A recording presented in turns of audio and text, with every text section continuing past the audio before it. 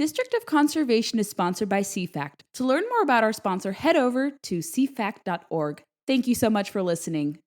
Welcome to District of Conservation. I am your host, Gabriella Hoffman. This podcast offers a sober examination into all things hunting, fishing, shooting sports, energy, environment, and the public policy surrounding it. And this podcast also specializes in original interviews that you won't hear elsewhere. Here's what I have for you today. This episode is going to largely focus on fly fishing. Over the weekend, I went fishing with this long-standing group called Chesapeake Women Anglers. They've been a fixture here for close to 30 years. And I've really been hooked on fly fishing for the last 6-7 years. I like doing it. Sometimes it can be frustrating because it's still difficult to match the hatch, to figure out what fish are biting on, to study water levels and oxygenation levels and different figures, water flow, things of that sort. So it can be challenging, but I think I'm getting the hang of it. And today's guest is someone who knows fly fishing very well. She's a professional fly angler. And I'm talking about none other than Jen Ripple, who is the editor-in-chief and publisher of Done Magazine. Jen and I also happen to serve on the Professional Outdoor Media Association Board of Directors together. She's also a writer for Fly Fishing Women's Buyer's Guide for Outside Magazine, or has been in the past. And she's also authored the Women's Best of column for Gray's Sporting Journal and other publications. She's also a member of the Executive Board of Directors for Fly Fishers International, Executive Board of Directors for Harpeth River Conservancy, member of the Advisory Committee for the Trout Unlimited Service Partnership, and a former member of the Board of Directors for the American Fly Fishing Trade Association. Jen is going to break down for you how to get into fly fishing. She's going to tell her story of being a professional fly angler, what she looks for in fly angling, her tips for newbies, and so much more. So today we're heavily emphasizing fly fishing. So here is what Jen had to say on the subject. Get to know her. I think you guys will like. Jen, thank you so much for coming onto District of Conservation. Thank you for having me. It's my privilege. I've been wanting you to come on this podcast forever. So I'm really thankful you took time out of your schedule, because you are plugging along fishing, working with clients in the media space, and also serving alongside me and other wonderful people with the Professional Outdoor Media Association board. And we have some exciting plans, which we can't divulge yet for our members, but we have a lot of great plans there. And so, Jen, how did you get involved in fly fishing? I think people know a little bit about your background. What compelled you to take an interest in this sport and this activity? And I think you should also touch upon how we have a similar heritage. I think people would love to hear that story too. Oh, yes, we do. It's a funny story. So my mom came to the United States right after World War II from Russia. She was a displaced person and grew up in a really small town in Wisconsin that's like 40 miles north of Milwaukee called Kewaskum. And my dad is from the town that's just south of there called West Bend. And so when they got married and then had me, we lived in West Bend, Wisconsin, on this little lake called Wallace Lake. And anyone in the West Bend area would know the lake. It's not a big lake, but it's a fun lake. It's got a lot of community behind it. And my dad, my last name is Ripple, obviously. So my dad's last name is Ripple. And my grandmother bought up almost all the property at one point on Wallace Lake because she said she always wanted a ripple on the water. So, I grew up on the lake. I didn't know anything but living on the lake. And, but I never fished. I have a brother and sister and they fished. But I was more like let's go out on the boat. Let's sit under the sun and get a tan because brown fat looks better than white fat. And let's water ski and that kind of thing, but never fishing. And so, my mom to this day is like, it's still a shock that you're the one out of the family that makes a living in fishing, because it is. It's like I've reinvented myself from my younger person. When I growing up, not doing this, watching my brother and sister fish, but only with like spinning gear, I just never had an interest, and I never wanted to really like touch the fish, and I was really appalled by putting when they would put a worm on the hook. I just thought that was so mean and all that kind of stuff. So I was more into dance. Well, then I, got married, had some kids, lived in Chicago, not a lot of opportunity to get into fishing when I'm raising 4 children. And then I took a job at the University of Michigan. And the University of Michigan campus, the Huron River, which is a big smallmouth river, runs right through the campus. And it's a beautiful river. And it was a really, really cold winter. And I was looking for something new to do. And I'm not the type to crochet or anything. That's just not my personality. And so I looked online and there was a fly tying class. And I kind of had an inkling of what it was, but really didn't know. And so it was really, really cold the first night when I was supposed to go to the class. And I thought, oh, I just don't want to go. It's like below zero out, but I like going to the gym. I dragged myself out there. And from the moment I walked in the fly shop, I just fell in love with everything that was fly fishing. So I took went to every single class for that fly tying.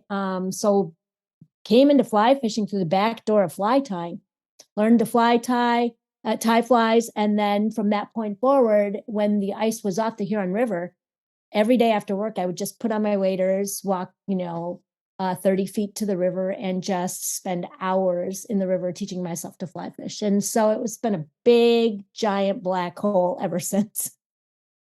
And you've really done well in the industry. People look up to you. A lot of women, especially, look up to you in fly fishing because of your foray into the sport, what you've been able to accomplish, the different types of species you've caught and released or caught in different destinations you've been to. And it's culminated in Dun Magazine. So talk about how the Dun Magazine origin story and what you guys set out to do in the magazine too.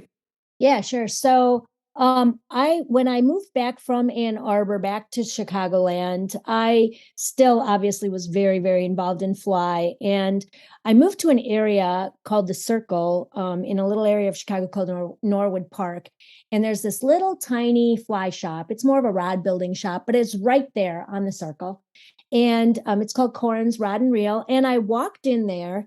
And when I walked in, the guy said, "Hey, there's a guy who's teaching a fly tying class here. You should come to the fly tying class. And oh, by the way, he just started this Midwest fly fishing magazine called A Tight Loop." So it was just online. It was a magazine online. I thought, oh, wow, this is really cool. This is back in the day when, there were no really online magazines at all, but kind of the world was getting into the internet. And so it kind of made sense. I could see all the content there and I read that and then went to the fly tying class. And I was writing a blog at the time called Arsenic and Church Grace. So I am actually a ex-pastor's wife. And so Arsenic and Church Grace was like an expose on the church. And so it became quite popular in the Chicagoland area and beyond at that time. Well, the guy who was teaching the fly tying class, who also owned this Midwest fly fishing magazine now, had found out about that blog and asked if I would write a woman's column for this Midwest fly fishing magazine. Well, I had never done anything like that before, but I was fully entrenched in fly. And so I started writing this woman's column. And it was a very classic early woman's column where this is a dude's magazine and they want articles that are kind of double entendre and, kind of that kind of thing. So I wrote articles like the sex hatch and 8 inches and all these ridiculous columns, right? It was just ridiculous. Anything to get my foot in the door. And then I started really wanting to write, a different type of article, a real fly fishing article. And so I started writing a little bit about that in the column that I had in a Tight Loop magazine. And then in June of 2013, I wrote this article and I really wanted to put it in a woman's magazine. So I looked around for a woman's fly fishing magazine to submit to and realized there wasn't one. So I went to the editor of A Tight Loop magazine, who was also the brilliant web programmer who had written all the code for this page-turning magazine online. And I said, "Hey, how about if I start a woman's fly fishing magazine? Would you help me?" And he was like, "There's got to be one out there already." So he searched and I searched and we found out there wasn't one.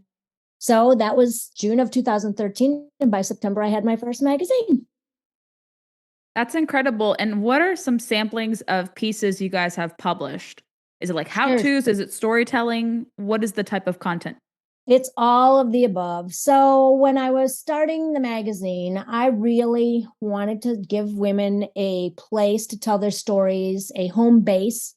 so to speak, for the fly and for anybody that was getting into fly or wanted to get into it. And I wanted it to be empowering above all else. I wanted it to be, fly can be so intimidating all on its own, apart from being a male dominated sport, right? So, I mean, it just is intimidating to go out there and try to cast a fly rod because everybody watches and you feel so awkward and you don't know what you're doing. And it's like patting your head and rubbing your stomach, right? When you first start.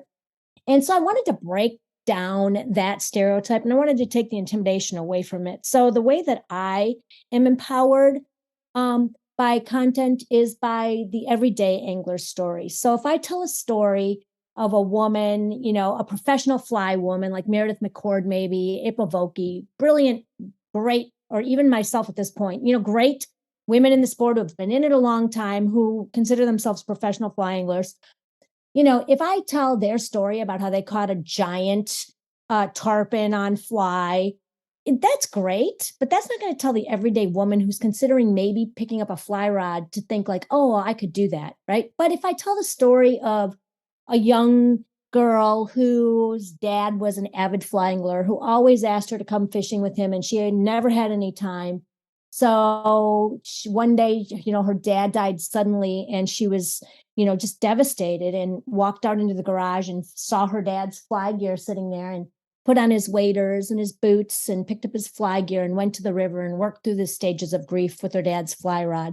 Well, that's a story that just grabs anybody. And they're like, wow, maybe there's more to this fly than what I think there is. Or a story of, a woman who goes to El Salvador and picks up a fly rod on a vacation for the first time and catches a beautiful trout and is like, oh my gosh, wow, maybe I can do that as well. So there's all these different stories that we tell, just told by the everyday angler, which empowers other women to get out there. And, too, I think in fly, there's a time, I had been in fly for a couple of years, and because I was self-taught and I was always in the fly shop, there came a point, maybe about a year in, where I was a local at the fly shop and people would come in, and because I was a local, they would just start talking about stuff, basics that I had never known because I had never been taught because I was self-taught, or no one had ever taken the time to explain something to me. So they just assumed that I knew these things. So I realized there was this big gap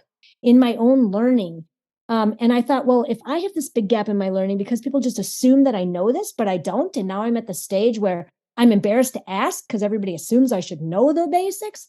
I thought, you know what? Done needs a section that is the basics as well. So we do very simple, basic, like starting out articles, and all the way up through your avid angler who's been fishing forever would get something out of the article. So we cover the full gamut. And I would say the difference between Done and other fly fishing magazines is we are a fly fishing magazine that is 99% written by women. Once in a very great while will we have a guest writer who is a male, but for the most part, this is a fly fishing magazine for everyone that is written by women. Yeah, and you guys have had some great pieces. I've interacted with a few of your writers, and I do like the storytelling that comes with it. And it's not to take away from general fishing journalism. I do think sometimes women aren't able to tell their stories, or their stories can be totally misrepresented. I remember there was a piece a few years ago from Meat Eater where a male writer had talked about a competitive bass angler in a very weird way. I never saw the original article. I just saw the retraction. They were talking about her moodiness and like her time of the month. And I was like, oh my gosh, this is so mortifying. Why are they doing this? So sometimes women, I think all the time, women should tell their story when a man cannot adequately tell theirs. Not saying that there are any poor, like every male writer is bad. No, there are many phenomenal male outdoor communicators, but this person, I forget the individual in question, just did a disservice to the really good ones. So yeah, when men cannot tell your story, you need to tell your story yourself. Agreed. I think that's what Done Magazine and similar outfits like it can do. But more so into the basics of fly fishing, what do you recommend for people who are interested? I talk to people all the time. They see me fly fish, sometimes to success, sometimes to no success. It's a tricky thing. And I've been doing it now for like 5-6 years. And I started with spin and bait cast. myself and I transitioned to it, and I still do those other forms as well. But it's tricky for me too. But people see me doing it. They see the sport overall catching popularity and becoming more and more reachable to audiences. What are like your 2 to 3 tips for people who are interested to fly fish? What do you recommend they do? Sure. So first of all, I recommend that they take a class. If there's an Orvis around them, Orvis does this excellent job at educating new anglers, wannabe fly anglers, fly curious people. They do a 101 class that's completely free. It's a 4-hour class. It teaches you everything, from the entomology to the knots to the weights of rods to what line to use, what different lines there are, and then they teach you how to cast too. And I would suggest if you're really wanting to start, not knowing where to start, the Orvis 101, if there's an Orvis around you, is a great place to start and completely free. I would say, if you're just looking for a basic package, you don't need the most expensive rod reel out there. Buying a fly combo, like one that's from Orvis, or there are some other, like Gray's has a combo package. It's a great way to get your foot in the door without spending $1,000 on a rod, because we know that fly can be expensive, but it doesn't have to be. There's now options for fly anglers at every budget level. And so I would say you pick up a regular, like your most versatile rod reel combo would be a 5-weight with a floating line.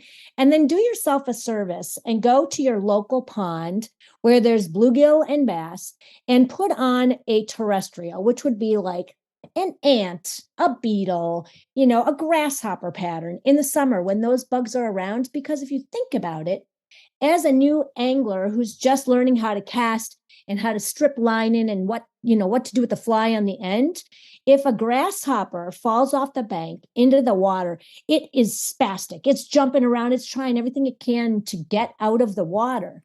Now, that as a new angler is like the perfect presentation of a fly for you. So if you put a grasshopper, it's summertime, you're at your local pond, you put a grasshopper fly on the end of your floating line, and you go out and you stick that in the water. It doesn't have to have a perfect drift. It can bounce around like you're going to because you're a new angler. And guess what? That's going to look like a natural grasshopper that just fell in the water. Give yourself all the opportunities to do it right. I wouldn't say your first option for fly fishing would be to go tarpon fishing in No. Islamorada, Florida. That's not going to do it. You're not going to love it, right?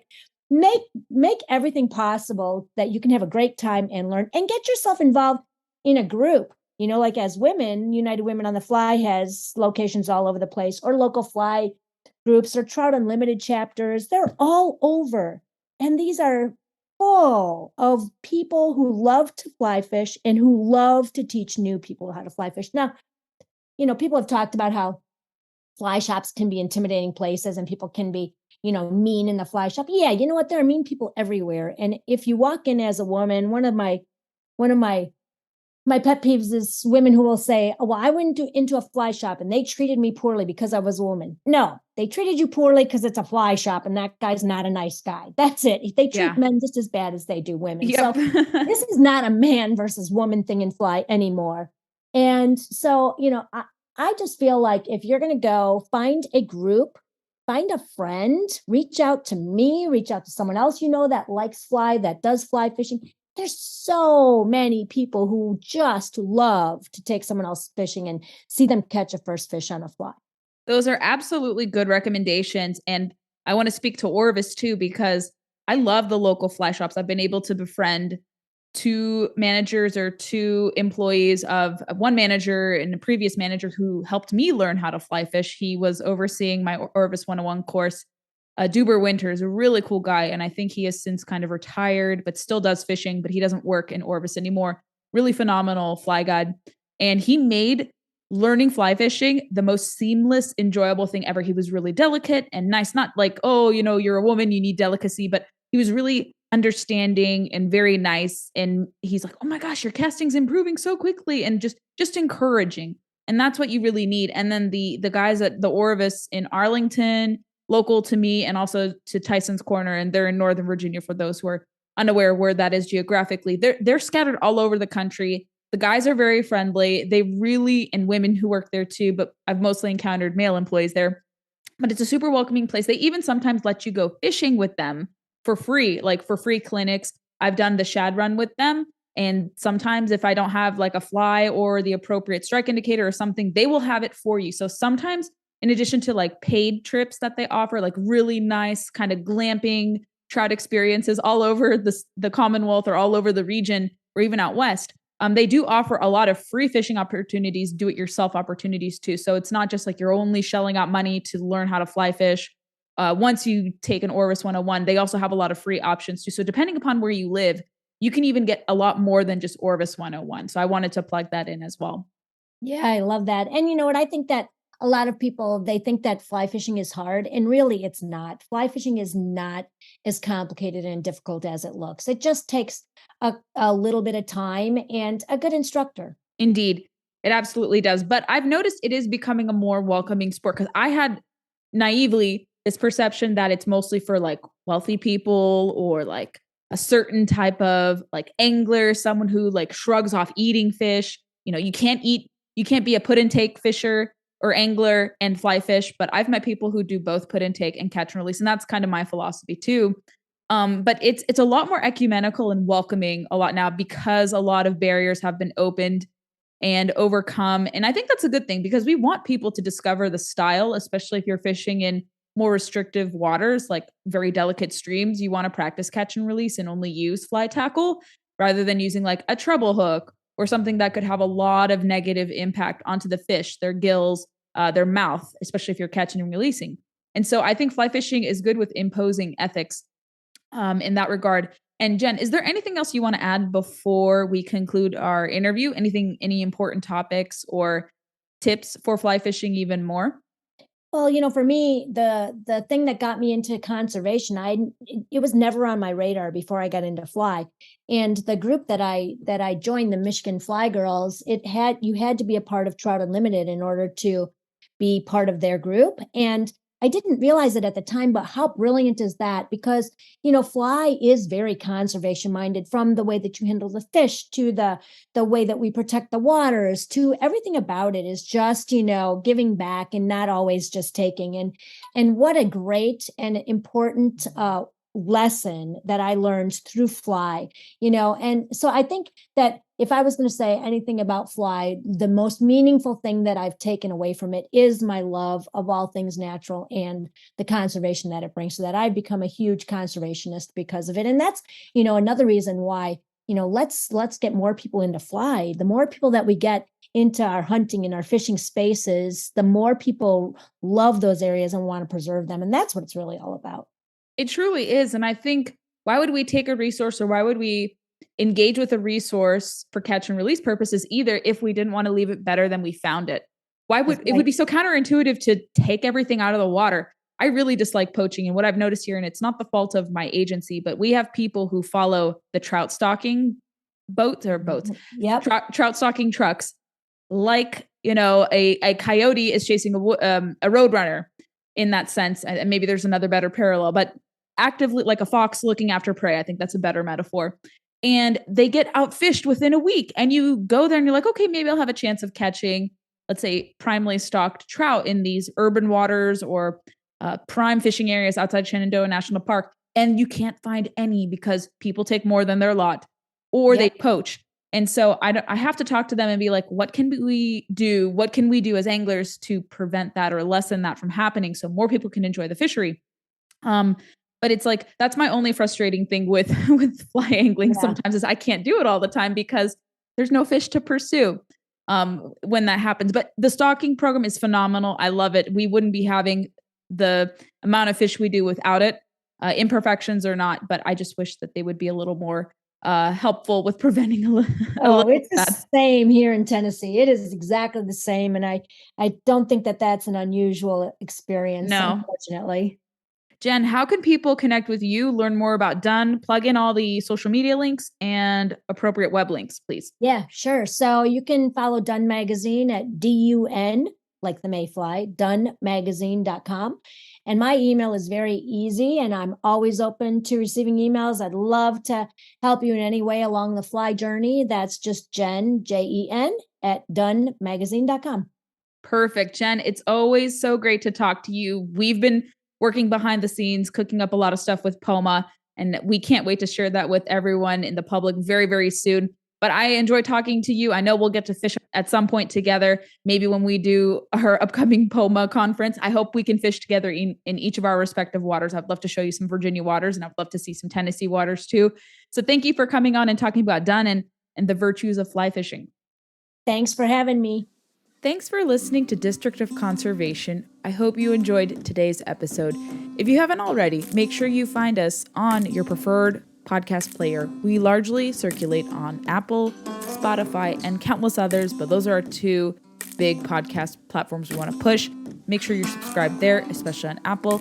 If you like the podcast a lot, go leave us some reviews. We'd be more than grateful to get some 5-star reviews from you guys. Moreover, we are on Facebook, Instagram, and Twitter, and a little bit on YouTube. We don't populate there, but connect with us on social media. Find me personally on social media with blue check marks. Super easy to find, and I would love to hear your feedback and know who you'd like to see on the podcast. Thanks for listening to District of Conservation. Stay tuned for the next episode.